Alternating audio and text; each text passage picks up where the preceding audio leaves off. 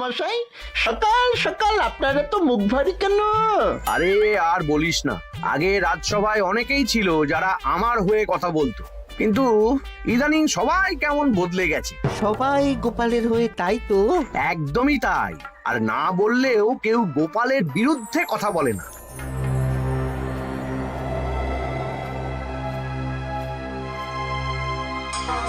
কি মন্ত্রী মশাই, আজকাল তো আমার কথা আর মনেই পড়ে না, ভুলে গেছেন নাকি?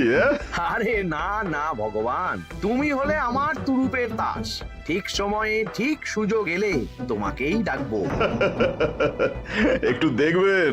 হ্যাঁ, আরে নিশ্চয়ই নিশ্চয়ই। এই চলি রে, আবার রাজসভায় যেতে হবে।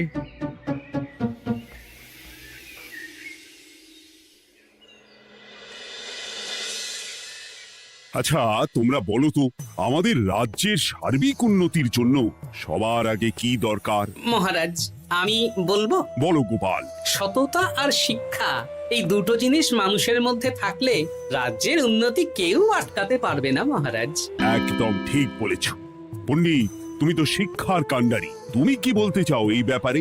মানে কিভাবে শিক্ষার আরো উন্নতি করা যায়? মহারাজ, আমি তো মনে করি পুঁথিগত শিক্ষাই শুধু শিক্ষা নয়, মানুষের ভেতরে যে পূর্ণতা আছে সেটাকে ফুটিয়ে তোলার নামই হলো শিক্ষা। যেমন? কেউ যদি খেলতে ভালোবাসে সে খেলোয়াড় হবে, গান করতে ভালোবাসলে সে গায়ক বা গায়িকা হবে।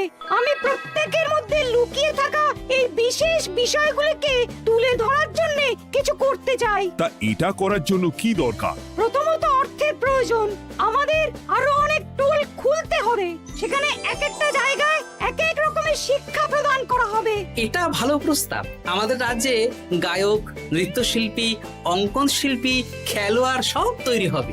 দেশ বিদেশে রাজ্যের নাম উজ্জ্বল হবে। মহারাজ, একদম এসব উল্টো পাল্টা খরচ করবেন না। কেন কেন? মহারাজ, রাজকোষে প্রথমত বেশি অর্থ নেই, যে কোনো সময় যুদ্ধ লাগতে পারে। তাই আমাদের উচিত প্রথমে এসব না করে কামান, গোলা বারুদ, ঢাল, তরোয়াল এসব কেনা। ঠিকই বলেছ। কদিন ধরেই শুনছিলাম সীমান্তবর্তী এলাকায় ইংরেজ সেনারা নাকি ঘুরঘুর করছিল। পণ্ডিত মশাই, আপনার এই সব পাণ্ডিত্য অন্য জায়গায় ফলাবেন কেমন? এসব করে লাভের লাভ কিচ্ছু নেই। কাউকে যদি ইংরেজরা গুলি করে সে কি গান শোনাবে? হ্যাঁ, মন্ত্রীর কথায় যুক্তি আছে। মহারাজ, আপনি বরং পণ্ডিত মশাইকে কিছুদিনের জন্য ছুটি দিয়ে দিন। পণ্ডিত মশাইয়ের মাথার একটু বিশ্রাম দরকার। হ্যাঁ পণ্ডিত, তুমি বরং দিন 15 জন্য তীর্থে ঘুরে এসো। যথা আজ্ঞা মহারাজ।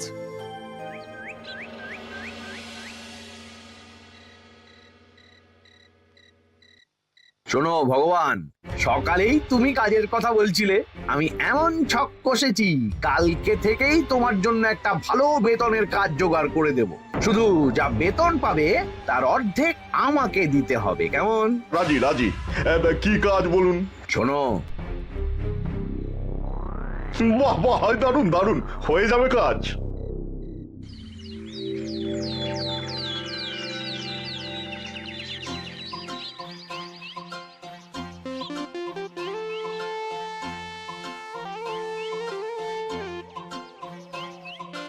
এই সকাল সকাল রাস্তায় ঘুরঘুর করছিস কেন? হ্যাঁ, পড়াশুনো কি শিখেই তুলে দিয়েছিস? পণ্ডিত মশাই তীর্থে গেছেন, এখন আমাদের ছুটি।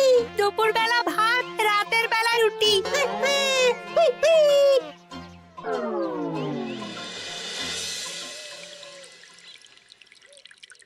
মহারাজ, গতকাল পণ্ডিতকে ছুটি দিলেন আর আজ পাঠশালার সব ছাত্রছাত্রী সকাল থেকে ঘুরঘুর করছে। এ কি, তাহলে তো মুশকিল। মুশকিল আসান করার রাস্তা আমার কাছে আছে মহারাজ। আমার সন্ধানে এমন একজন পণ্ডিত আছেন যিনি বহু ভাষাবিদ, অনেক পাণ্ডিত্য, দেশ বিদেশে শিক্ষাদান করেছেন। কিন্তু তাকে আমরা পাবো কোথায়? তিনি কৃষ্ণনগরে ঘুরতে এসেছেন। শুধু ওনাকে বেতনটা একটু বেশি দিতে হবে, এবং তিনি এই রাজ্যের যে কোনো মানুষের চেয়ে বেশি শিক্ষিত। তার পড়ানোর ধরনই আলাদা। সে কোথায়? আমি তাই ওনাকে আজকে রাজসভায় আসতে বলেছি। মহারাজ, আপনার সাথে একজন দেখা করতে এসেছেন। দেখুন মহারাজ, বলতে না বলতেই হাজির। ওনাকে ভিতরে আসতে বলো। আচ্ছা মহারাজ।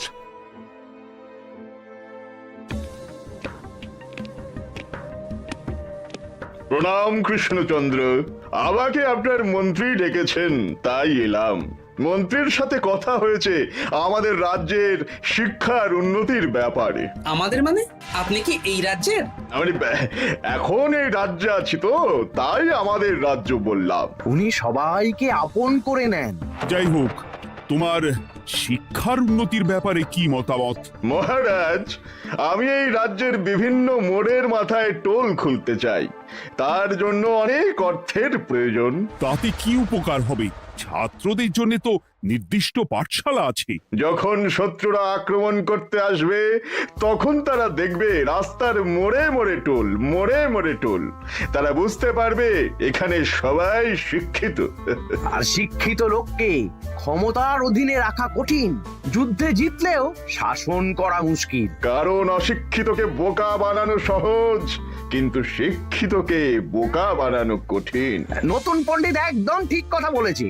কোনো বাইরের রাজা বা শত্রু আক্রমণ করার আগে 5 বার ভাববে। এই সেরেছে। গতকালই মন্ত্রী বলছিল শিক্ষার দরকার নেই, অস্ত্র কিনুন, আর আজকেই শিক্ষার পক্ষে কথা বলছে। ব্যাপারটা কেমন সন্দেহজনক, নজর রাখতে হচ্ছে। বেশ, আমি তোমার এই শিক্ষা সম্প্রসারণের প্রস্তাবে রাজি। মন্ত্রী, তুমি এই প্রকল্প দেখভাল করবে। আচ্ছা, কত খরচ হতে পারে একটা হিসেব করে আমাকে জানিও, আমি দিয়ে দেব। আচ্ছা মহারাজ, আপাতত 500 মোহর দিয়ে রাখুন, পরে যা লাগবে বলে দেব।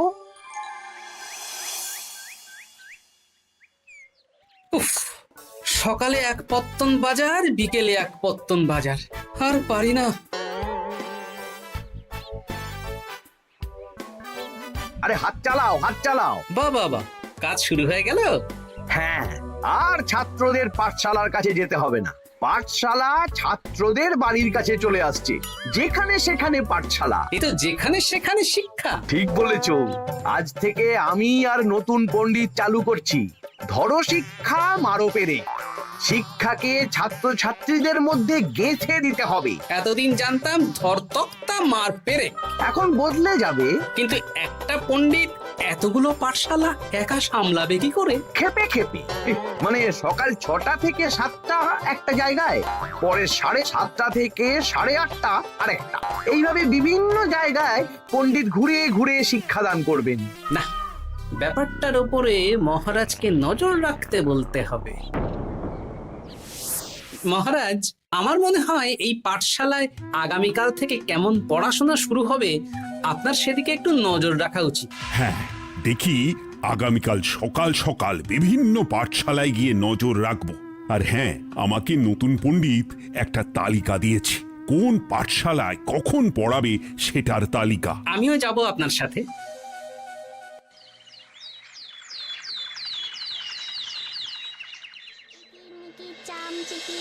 কাটা মজুমদার ধে এলো দামোদর, দামোদরের হাঁড়ি কুড়ি, দুয়ারে বসে চাল কুড়ি। দেখি কুটি, তোরা এই কিরমিকির খেলছিস? নতুন পণ্ডিত কোথায়? উনি তো এই মাত্র দক্ষিণের পাঠশালায় গেলেন। ন্যাপলা আর গুলটে আজ থেকে ওখানেই গেছে। ওদের দুজনের বাড়ি কাছাকাছি তো, তাই। আচ্ছা চলো তো গোপাল, দক্ষিণেই গিয়ে দেখি।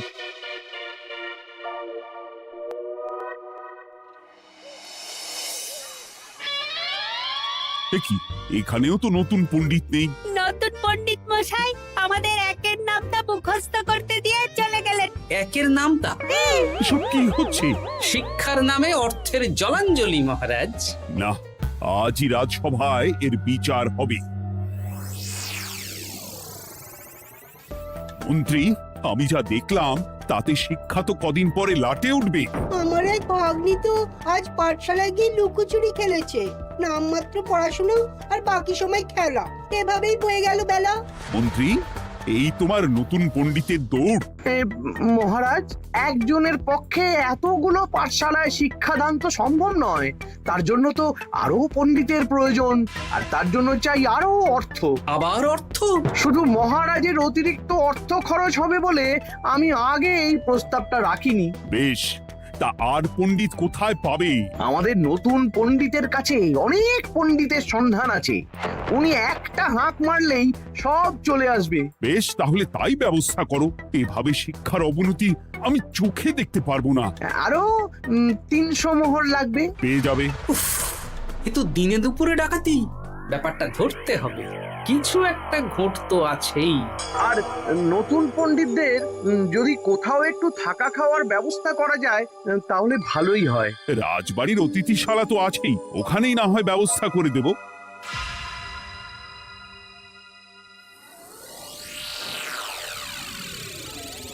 শোন বটা ঘটা আর কেলে পচা, তোদের এইবার এই ভগবানের মতন শিক্ষাদান করতে হবে। আরে আমি তো শিক্ষা বানানই জানি না।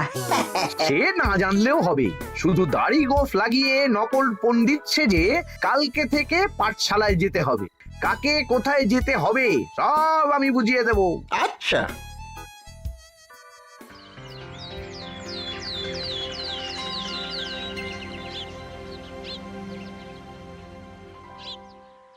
আচ্ছা বল তো, গতকাল তোদের বাড়িতে কি কি রান্না হয়েছিল? ভাত, মসুর ডাল আর লাউ ঘন্ট। লাউ ঘন্টের মধ্যে চিংড়ি ছিল? না। তা আজকে কি রান্না হবে? আজকে সকালে বাবা বাজার থেকে পাকা কাতলা এনেছে, কাতলা মাছের পাতলা করে ঝোল হবে। আর তোর? আমাদের আজ নিরামিষ, এই কবজি ডুবিয়ে সবজি ভাতি খেতে হবে। বেশ।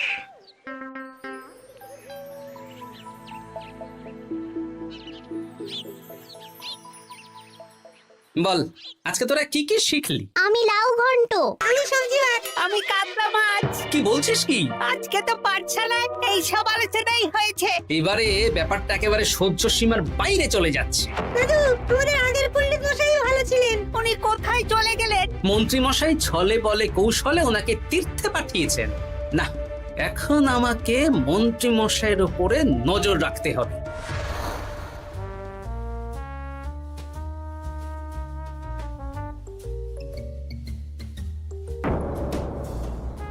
পাঠশালায় পড়ানোর ব্যাপার তো বিকেলেই মিটে গেছে। রাজবাড়ির অতিথিশালায় না গিয়ে নতুন পণ্ডিত মশাইরা এদিকে আবার কোথায় যাচ্ছেন? সাথে মন্ত্রীও আছেন, ব্যাপারটা নজর রাখতে হবে। তাড়াতাড়ি চল। চলুন চলুন। এদিকে তো বটা ঘটার বাড়ি, এদিকে মন্ত্রী মশাই কোথায় যাচ্ছেন?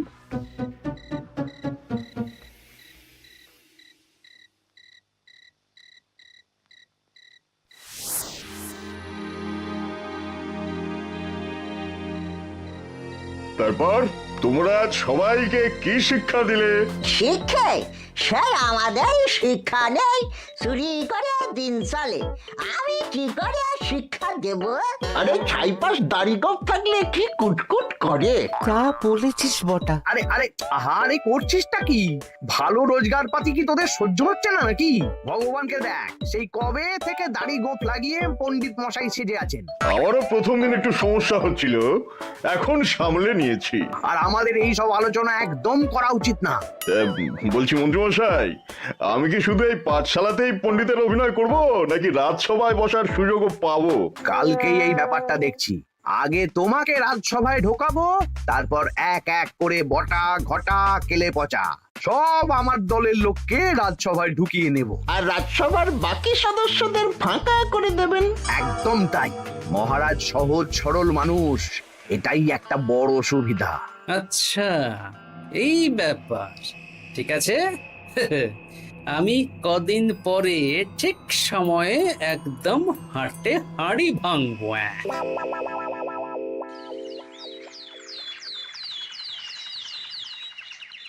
তাহলে মন্ত্রী, আর কোনো সমস্যা নেই তো? না না মহারাজ, এখন আর কোনো সমস্যা নেই। দেখবেন এই ধরশিক্ষা মারপের এক প্রকল্পের নাম চারিদিকে ছড়িয়ে পড়বে। আমার তো মনে হয় একটু পাঠশালাতে বিজ্ঞান নিয়েও আলোচনা করা উচিত। হবে হবে, সব হবে। এখনো সব বাচ্চারা অজ্ঞান হয়ে আছে। আগে শিক্ষায় জ্ঞান ফিরুক, তারপরে না হয় বিজ্ঞান নিয়ে আলোচনা করবে। বিজ্ঞানী তো প্রস্তাবটা খারাপ রাখেনি। তুমি কি বেশি বোঝো? তাহলে তুমিই তো বিজ্ঞান শেখাতে পারো। আমি কবিরাজি শিক্ষা দান করতে পারবো। তোমার কবিরাজি শিখতে কেউ রাজি নয়, চুপ থাকো। আহ, দেখাই যাক না বাচ্চারা কেমন শিক্ষা লাভ করে। মহারাজ, বলছি কি, আমাদের পণ্ডিতের আসনটা তো ফাঁকাই পড়ে আছে। এখন যখন নতুন পণ্ডিত এসেই গেছেন, তাহলে ওই জায়গায় ওই তো বসতে পারে। কিন্তু পণ্ডিত তো তীর্থে গেছে, অবশ্য কদিন পরেই ফিরে আসবে। ও আসুক, তারপর না হয় আলোচনা করে একটা সিদ্ধান্ত নেব। পণ্ডিত মশাই না হয় এসে পুজো পাঠটাই করুক, কিন্তু রাজসভা এরকম ফাঁকা থাকলে কেমন একটা লাগে। বেশ, তাহলে তাই হোক। কালকে থেকে নতুন পণ্ডিত আমাদের পুরনো পণ্ডিতের জায়গায় বসবে। এইভাবে রাজসভা ফাঁকা করে যেতে হবে, তাহলে একদিন সবাই আমার পক্ষেই কথা বলবে, আর শেষে রাজাকেই সরিয়ে দেব।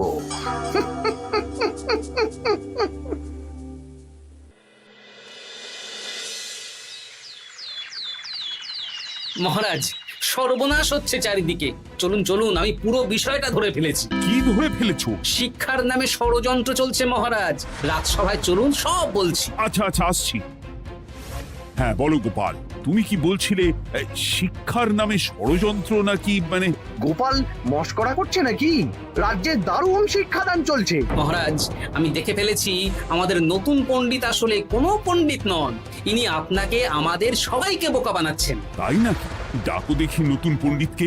এই তো মহারাজ, আমি চলে এসেছি। এই তো, ইনি বদমাশি করছেন, শিক্ষার্থীদের ভবিষ্যৎ নিয়ে খেলছে। এই বল, আসল কথাটা বল। কি বলবো, এসব ভাড়ামো বন্ধ করো গোপাল। না বললে আমি কিন্তু ধুতি খুলে দেব। এই এই আরে কি হচ্ছেটা কি? এই এই এই এই সরো তো, সরো সরো। কি হলো? কি হলো? এই সেরেছে। গোপাল এসব কি বলছে? বলুন। ভুল বকছে কেন? গোপাল, তোমার কি হলো গো? কি বলছো তুমি? আমার কাছে বৈদ্য, তুমি একটু দেখো তো গোপাল ঠিক আছে তো? এই যে নতুন পণ্ডিত, তুমি তো অনেক ভাষা জানো, তুমি বুঝতে পারছো? মহারাজ, আমি দেখছি গোপালের মনে হয় বিশ্রামের প্রয়োজন। এই এই, তোমরা কয়েকজন মিলে গোপালকে রাজবাড়ির অন্দর মহলে নিয়ে চলো। চলুন, আমি যাচ্ছি। ওহো, গোপালের কি হলো? মাথায় লেগে গেল? ভাষা চলে গেল? সব এই নতুন পণ্ডিতের জন্য।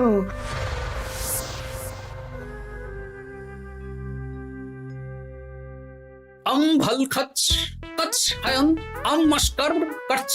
মহারাজ, আমার মনে হচ্ছে গোপালের বাইরে থেকে কিছু হয়নি, ভিতর থেকে কিছু হয়েছে। নারী স্পন্দন, হৃদস্পন্দন সব ঠিক আছে। আমার বড় যাব ভ্রম। কিন্তু গোপাল কি ভাষা বলছে বোঝা যাচ্ছে না। নতুন পণ্ডিত, একবার চেষ্টা করে দেখো না। আমার কথা হয় না। সব তো আমি কিছুই বুঝতে পারছি না মহারাজ। আপনি যে এত দেশ বিদেশে ঘুরেছেন, আপনি বুঝতে পারছেন না? এ আমার এখতিয়ারের বাইরে। তোমার বাকি পণ্ডিতদের নিয়ে আসো তো, যারা পাঠশালায় পড়ায়। আমি বুঝতে পারছি না, বটা ঘটা কেলে পচা কি বুঝবে?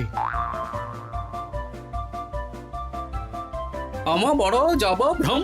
চপ করো ঘট, নল খাব মরব। কিছুই তো বুঝতে পারছি না।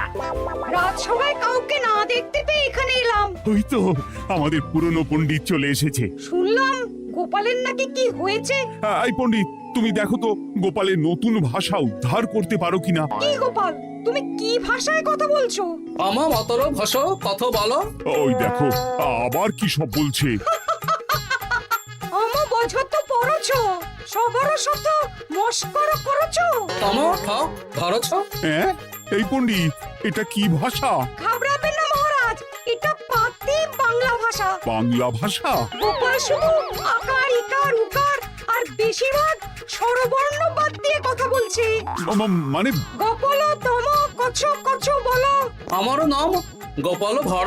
মহারাজ, গোপাল বলল আমার নাম গোপাল ভর। আমার অত বকনা মহারাজ।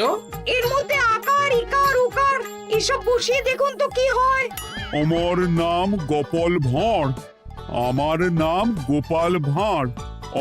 অত, আমি অত, বকা বোকা, নই মহারাজ।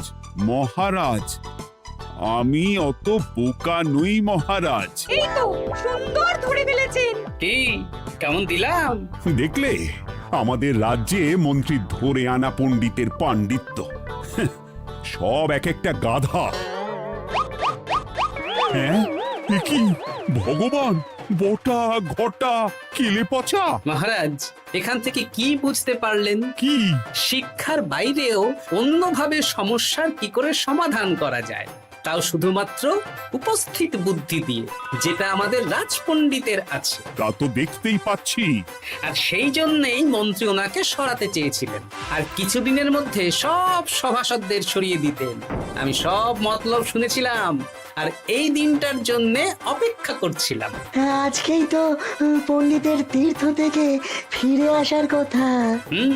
তাই আজকে এই ছোট্ট নাটকটি করলাম। এবার মন্ত্রী আর এই 4 জন নকল পণ্ডিতকে আচ্ছা করে কারাগারে গিয়ে ধোলাই দাও। ধোলাই হলো ওনাদের জন্য উপযুক্ত এবং উচিত শিক্ষা।